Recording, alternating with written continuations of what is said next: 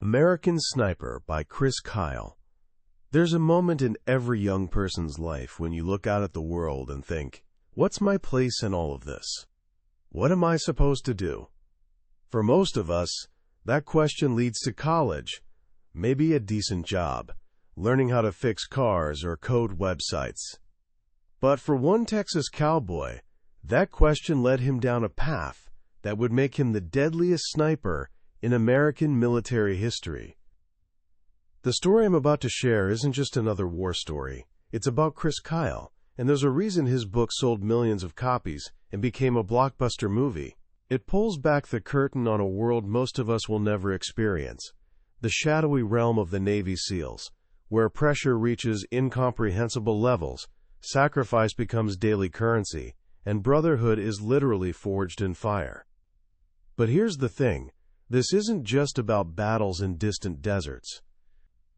It's about a kid who grew up riding wild horses and hunting deer with his dad, who loved America with a straightforward, unshakable passion. It's about a guy who met his future wife at a bar where she immediately told him he was probably an arrogant jerk. And it's about a father who wrestled with an impossible question. How do you be the warrior your country needs and the husband and dad your family deserves? Chris Kyle's life was full of contradictions. He could remain perfectly motionless for days waiting for a single shot.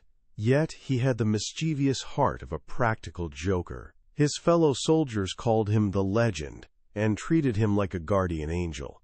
But he was haunted by every person he couldn't protect. He dealt in death, but only so others could live in peace. So what can we actually learn from someone who lived at such extremes? By the time we're done here, you'll understand the psychology that allows people to perform when the pressure would crush most of us. You'll see the hidden costs of duty, the ones that never make the news. And perhaps most importantly, you'll witness the profound and often painful journey of finding your purpose, losing yourself in it, and then fighting like hell to find your way back home. This is the story of the American Sniper, but it's also about what it means to be a protector, a partner, and a parent in a world that rarely offers simple answers. Like many powerful stories, this one begins in the quiet, dusty landscape of Texas. Before Chris Kyle was a SEAL, he was a genuine boots-and-saddle cowboy. From the moment he could walk, he was on horseback, learning to read the land like a book. His world was built on three straightforward pillars: God, country, and family. His father taught him two things that would define everything that followed: how to shoot straight, and why it mattered to be a protector, a sheepdog as he called it, someone who watches over the flock.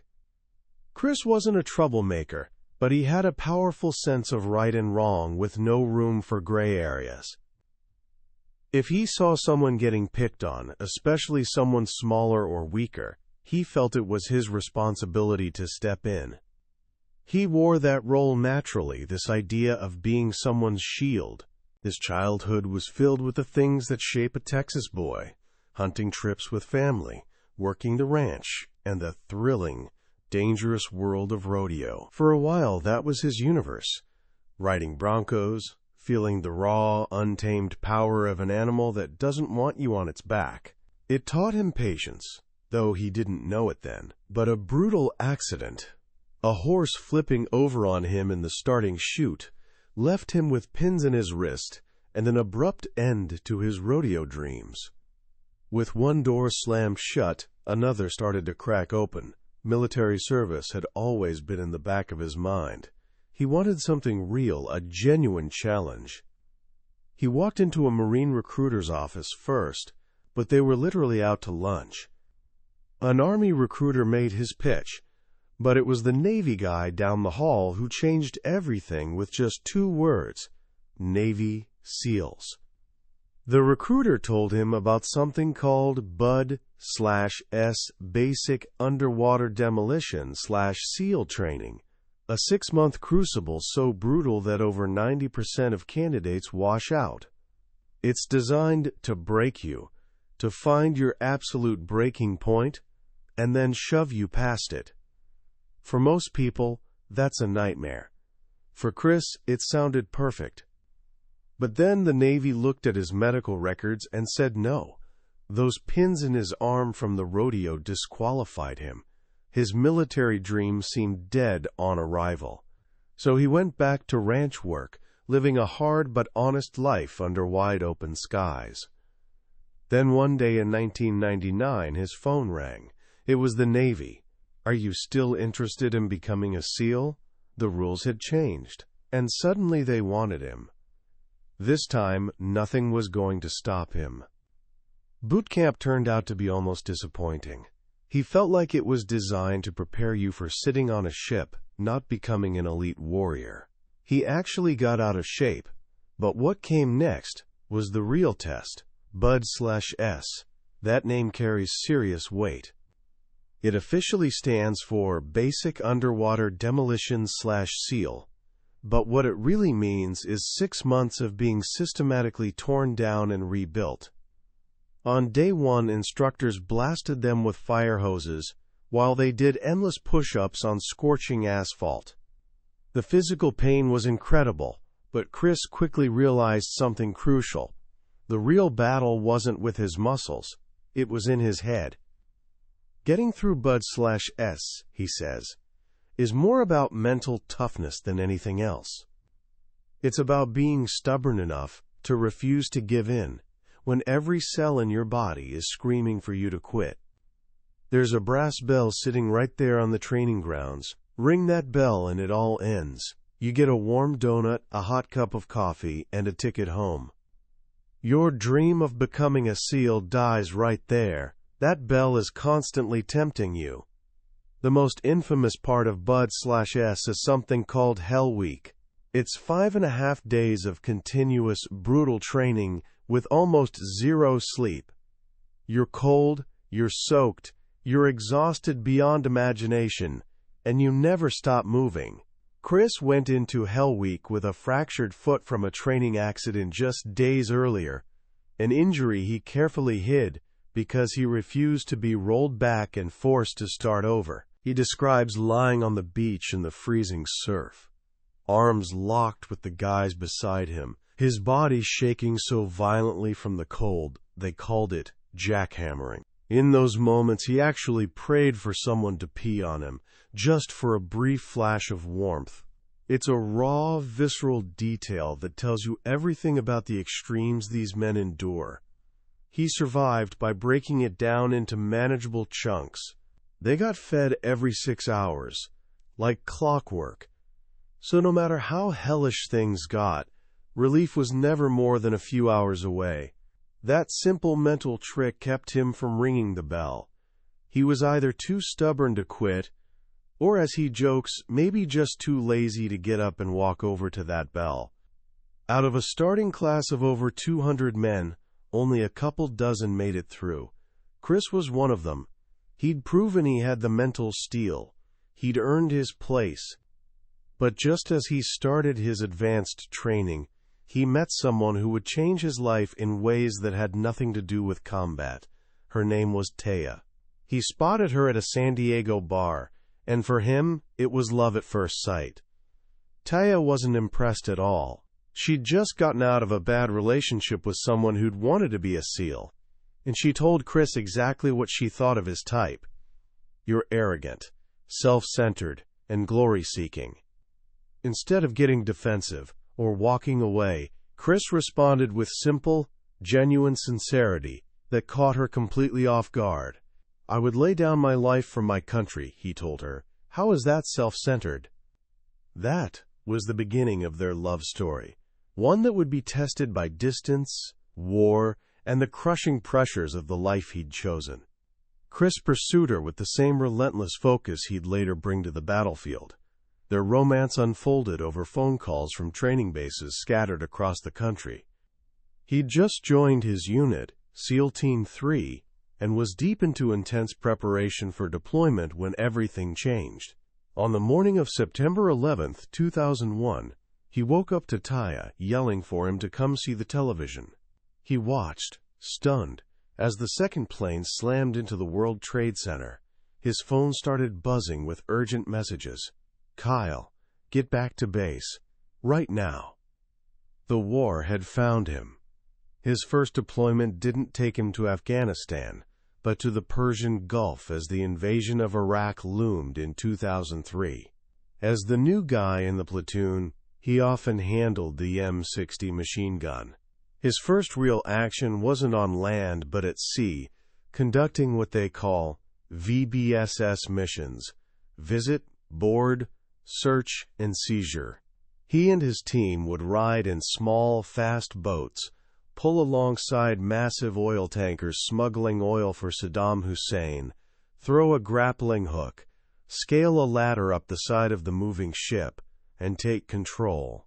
It became almost routine. The real war began for him on March 20, 2003, during the initial invasion. His platoon was tasked with securing an oil terminal to prevent Saddam from torching the oil fields like he had in the first Gulf War.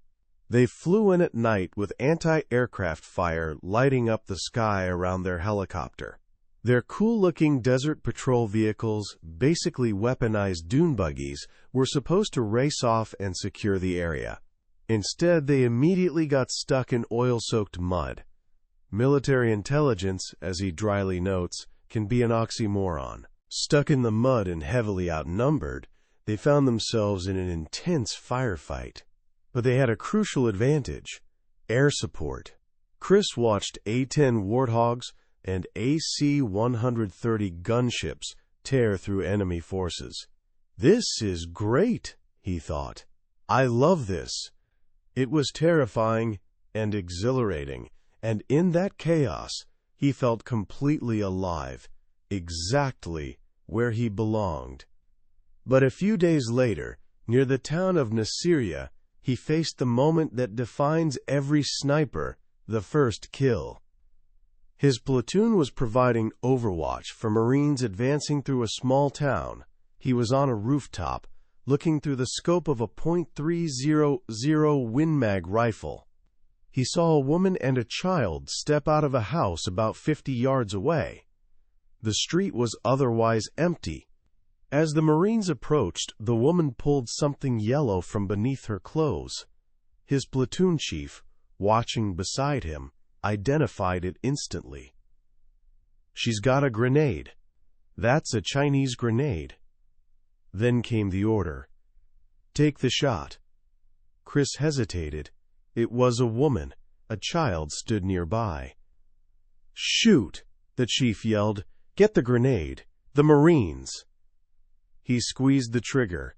The bullet flew. The grenade dropped. He fired again as it exploded. It was the first person he'd ever killed with a sniper rifle, and it was the only time in his entire career he killed anyone other than a male combatant. He reflects on this moment with chilling clarity.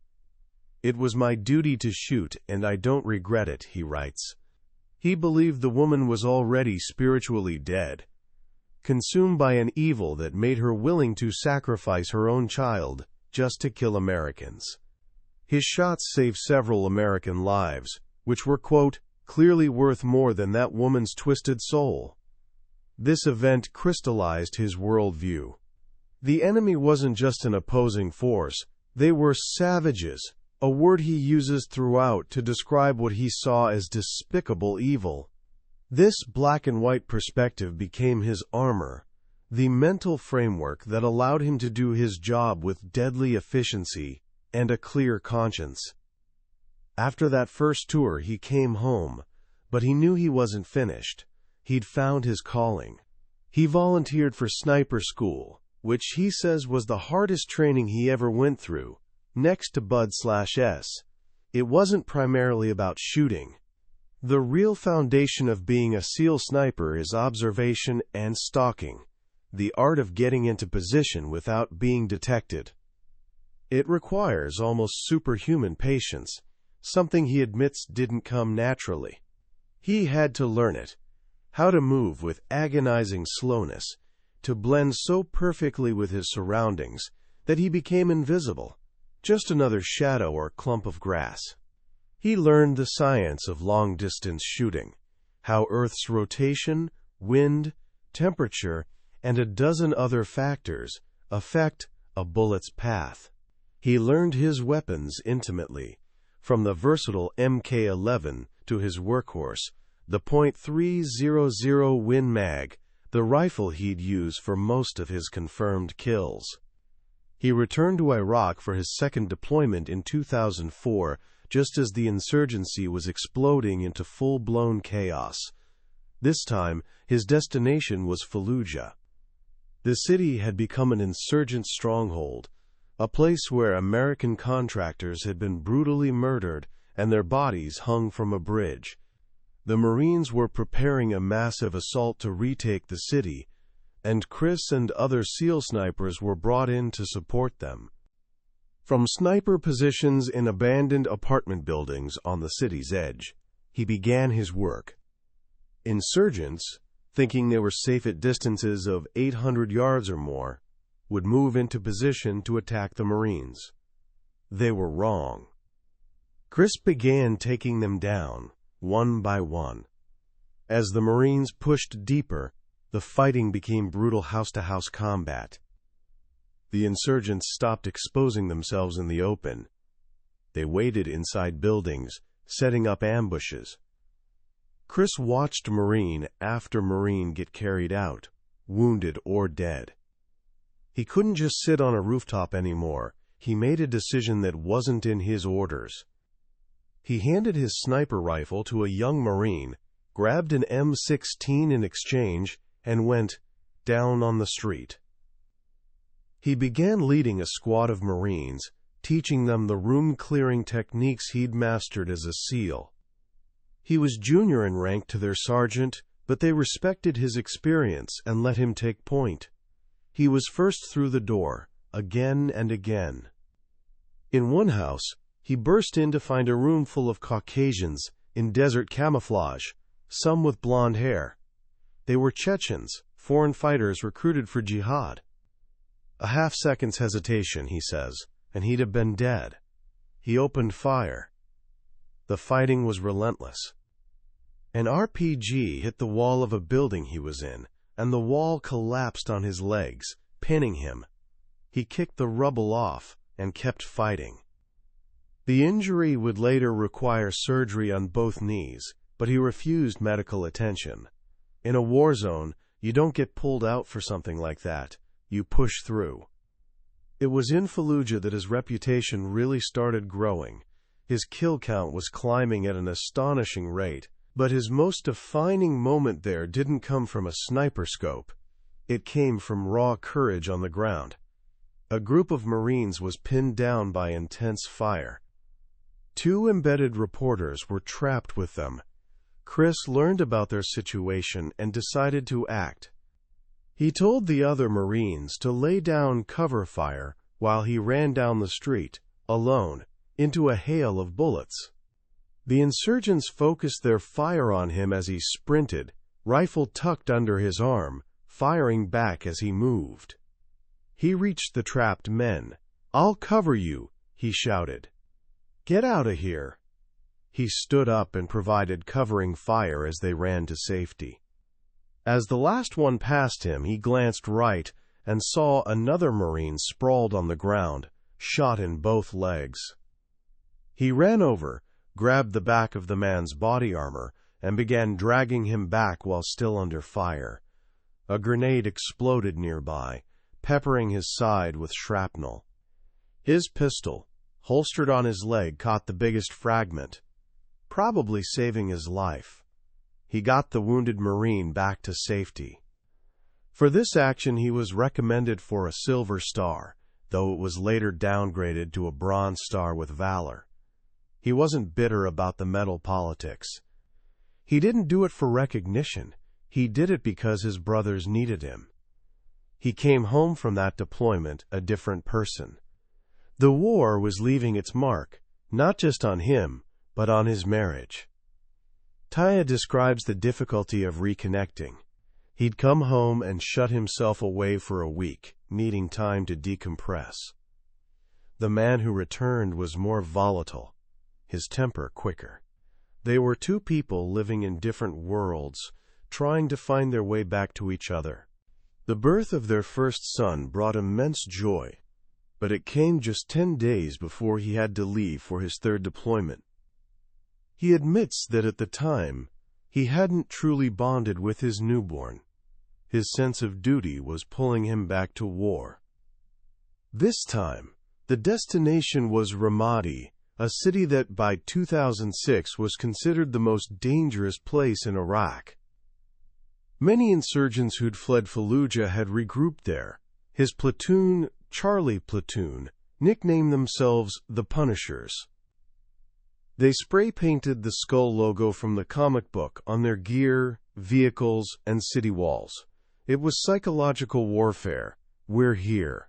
Fear us. The fighting in Ramadi was even more intense than Fallujah. They were in firefights almost daily. It was here that his legend truly took shape. The insurgents put a bounty on his head and gave him a nickname, Al-Shaitan Ramadi, the Devil of Ramadi. Chris was actually proud of it. It meant he was effective, that he was hurting them badly. The operational tempo was punishing. They'd go out on missions for days at a time, with barely any rest. During one of these missions, tragedy struck. They were on a rooftop, providing overwatch. Ryan Job, a newer guy everyone called Biggles, was manning the machine gun. A shot rang out. Chris looked over and saw Ryan down. He'd been shot in the face. The bullet had ricocheted off his rifle and smashed into his head. Chris was certain he was dead. He carried his friend down the stairs, heartbroken, convinced he was carrying a corpse. Miraculously, Ryan survived, but he was permanently blinded. The loss devastated them. Chris blamed himself. He'd positioned Ryan where he got hit, but there was no time to grieve. They got intel on the insurgents responsible and went after them, seeking revenge. They were led straight into a trap. As they stacked up to enter a house, Mark Lee, another beloved team member, was at the front. He turned to shout a warning, and in that split second, a bullet passed through his open mouth, killing him instantly. In the space of a few hours, they'd lost 2 men, one blinded, one killed. The sense of invincibility that surrounds a SEAL team shattered. Chris describes sitting back at their base with tears streaming down his face. It was the first time something in Iraq had truly broken him. He felt responsible. He was the experienced one. Why wasn't it him?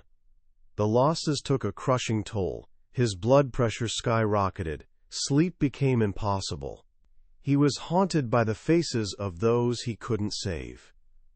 During this same period, his wife got devastating news that their young daughter might have leukemia. The combination of war, losing friends, and fear for his daughter pushed him to his breaking point. He was sent home early from that deployment. He came home physically and emotionally wrecked. Years of combat had destroyed his body. He needed multiple surgeries. But the deeper wounds were invisible. His marriage reached a crisis point. Taya felt he was choosing the teams over his family. It came down to an ultimatum. If you re-enlist, she told him, I'll know exactly where we stand. It was an impossible choice. Being a SEAL wasn't just his job. It was his identity. He loved the war. He loved his brothers. He felt it was his duty. But he also loved his family. In the end, he made the decision so many warriors find hardest. He chose to come home for good. But leaving the war behind didn't mean the war left him. He fell into depression, drinking too much. He felt like a quitter for leaving his teammates. A serious car accident that he walked away from unscathed served as a wake-up call.